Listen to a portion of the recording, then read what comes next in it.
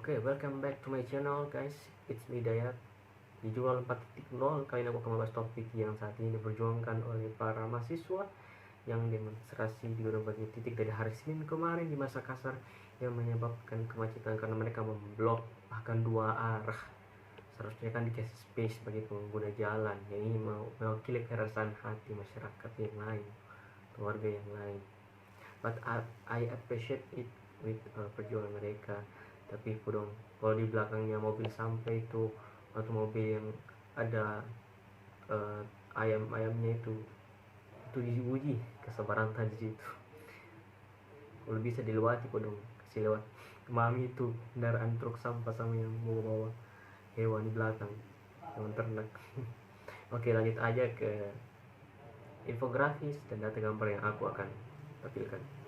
Ya, di sini saya bisa dilihat bahwa harga Pertalite Solar Pertamax itu naik cukup signifikan, terutama Pertalite, dan kuota BBM subsidi yang disediakan pemerintah pada awalnya itu 23 juta kiloliter. Nah, karena konsumsi per Juli kemarin itu 16,85 juta KL atau 73% dari kuota, maka membengkak menjadi 29 juta KL. Ya, oke, aku akan bahas dulu mengenai alasan kenapa pemerintah menaikkan harga BBM. Kita ketahui bersama alasan yang pertama, ya so pasti karena lonjakan harga minyak dunia. Ya, hal ini tidak bisa dibendung oleh kas negara, dan sebenarnya event sudah naik sekalipun sekarang harga minyak dunia yang pekan kemarin itu harga pasaran ekonomisnya jika dikonversi ke Indonesia untuk harga Pertalite saja itu sebenarnya sudah menyentuh 13.000 per liter. Wow, tapi pemerintah mengcovernya. Oke, next, alasan lainnya kenapa pemerintah menaikkan harga BBM karena kurs rupiah yang melemah terhadap dolar. Ya, dalam hal ini disebabkan oleh dua faktor.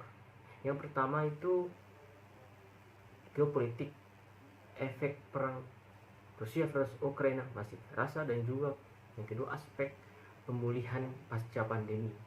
Banyak sektor-sektor yang harus dipulihkan selain masalah BBM subsidi ini. Oke, aku sempat kemarin baca di harian Kompas menyebutkan bahwa harga minyak dunia sedang turun sekarang. Nah, namun problemnya adalah pemerintah itu memakai standar MOPS atau Mean of Plat Singapura. Ya kan? Mengapa Singapura? Ya karena belum adanya harga pasar dalam negeri, sehingga mereka itu mengacu pada harga pasar yang terdekat, yakni Singapura, atau disebut dengan istilahnya border price. Ya, itu yang menyebabkan mungkin akan sedikit sulit walaupun harga minyak dunia itu sudah turun. Oke, saya akan menampilkan infografis atau data gambar selanjutnya. Oke, mengenai anggaran BBM subsidi yang membengkak ya. Data sebelum kenaikan harga itu menyebutkan jika tidak naik itu sebenarnya yang dianggarkan pemerintah itu sebanyak 502 triliun untuk BBM subsidi ini. Namun membengkak hitungannya menjadi 698 triliun. Namun harga sesudah kenaikan harga BBM itu ternyata juga lumayan besar ya, 650 triliun. Dan untuk menutupi itu ada bantuan sosial dari pemerintah sebanyak 24,17 triliun. Nah, di sini ada rinciannya, lumayan lah, $600 Wakanda untuk setiap orang. Ya. Oke. Saya akan beralih ke infografis dan data gambar selanjutnya. Ya, upaya pembatasan BBM subsidi. Nah, di sini ada penggunaan My Pertamina dan juga pembatasan berdasarkan jenis kendaraan. Wait, penggunaan aplikasi. Saya takutnya ada akan kebocoran data. Kenapa? Ya, seperti yang lalu ujung-ujungnya user yang disalahin.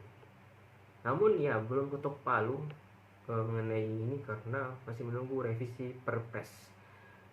Oke, sekarang saya akan menyampaikan opini aku sendiri.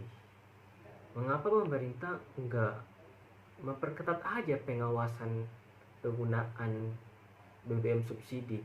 Jadi mobil yang mewah, kendaraan yang orang-orang yang mampu itu bisa diketat, ya bisa diawasi, bahkan di blacklist supaya nggak dapat subsidi ya. Tapi itu kembali lagi ya ke pemerintah, saya hanya warga sipil biasa. Namun yang ingin saya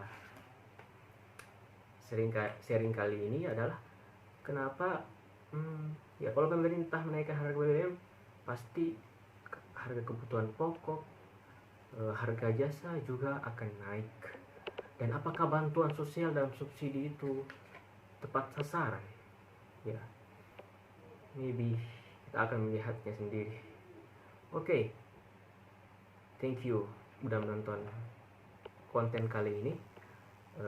Jangan lupa komen di bawah kalau ada mau berdiskusi dengan topik ini, mengenai topik yang saya hangat-hangatnya. Jangan lupa like and subscribe. Stay learn, stay focus.